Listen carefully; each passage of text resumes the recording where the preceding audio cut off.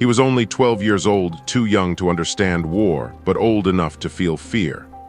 That night, the air felt different, heavy, like something terrible was about to happen, and then the sound of boots shattered the silence. German soldiers flooded into the village without warning. Doors were kicked open, people dragged into the cold night. His mother held his hand tightly, but in the chaos, her grip slipped, and in that moment, he lost her forever. Flames began to rise from the houses, one by one, turning homes into burning shadows. He stood there, frozen, unable to move, watching everything he ever knew disappear into smoke and fire. By sunrise, the village was gone. No voices, no laughter, just ashes carried by the wind, and a boy standing alone with nothing left in the world. He wanted to cry, he really did, but no tears came. Because something inside him had already changed, something that war takes and never gives back. Days passed, maybe weeks, he no longer knew.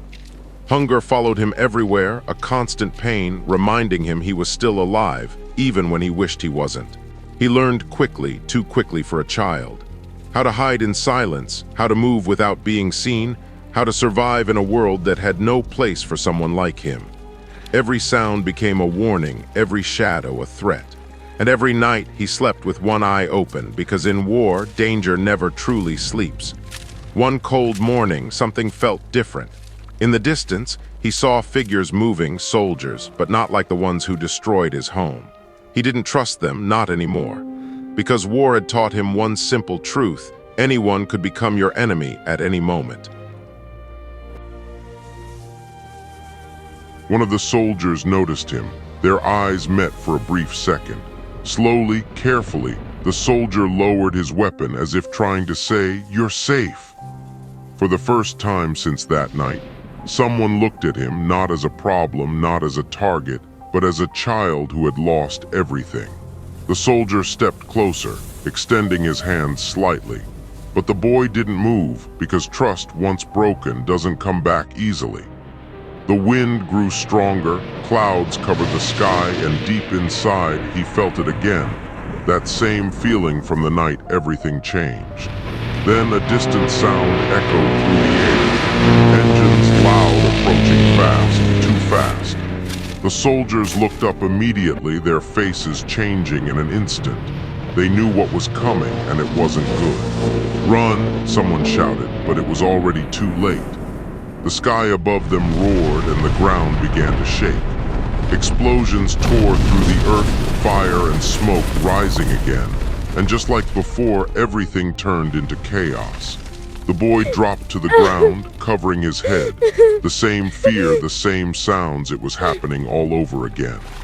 In that moment, he realized something terrifying. There was no safe place, not in war, not anywhere. The explosion slowly faded, but the silence that followed felt even heavier. The boy lifted his head, his ears ringing, his heart still racing, unsure if he was still alive. Smoke covered everything, the sky, the ground, even the people around him. Through the haze, he saw soldiers running, shouting, disappearing into the chaos.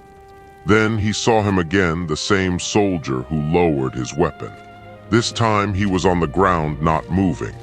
For a moment, the boy just stared, frozen between fear and something else. Something new, something he didn't understand yet. Slowly he stood up, his legs shaking, and step by step, he walked toward the fallen soldier. The soldier's eyes opened slightly, barely conscious. He tried to speak, but no words came out, only a weak breath. In his hand there was something, a small folded paper, tightly held. Even now, he hadn't let it go. The boy hesitated, looking around. Every instinct told him to run, but something kept him there. Carefully, he took the paper from the soldier's hand. Their eyes met for a second, and without speaking, he understood this mattered. The soldier's hand slowly dropped, his strength fading. And just like that, the boy was alone again, but this time with a purpose.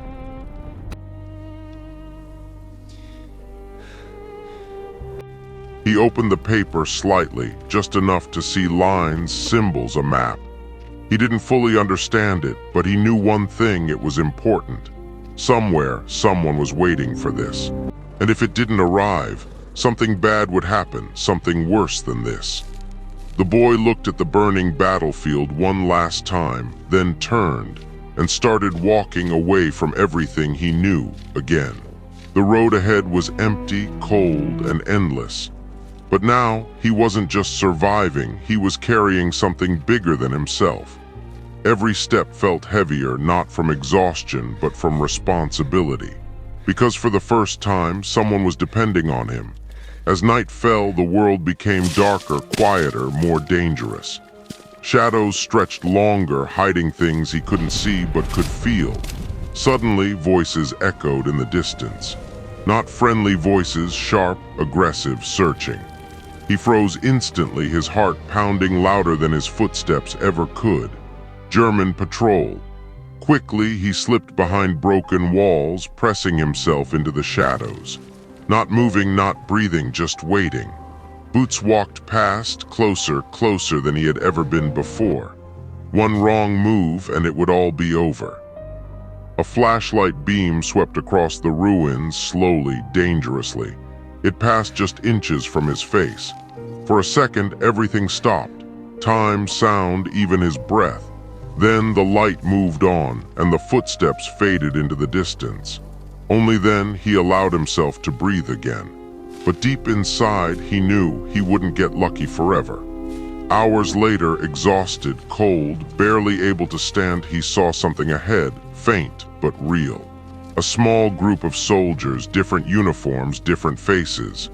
The ones the fallen soldier had trusted. With the last of his strength, he walked toward them, holding the paper tightly, as if it was the only thing keeping him alive. He reached them and handed over the message without saying a word. And in that moment, a boy who lost everything helped save something much bigger than himself.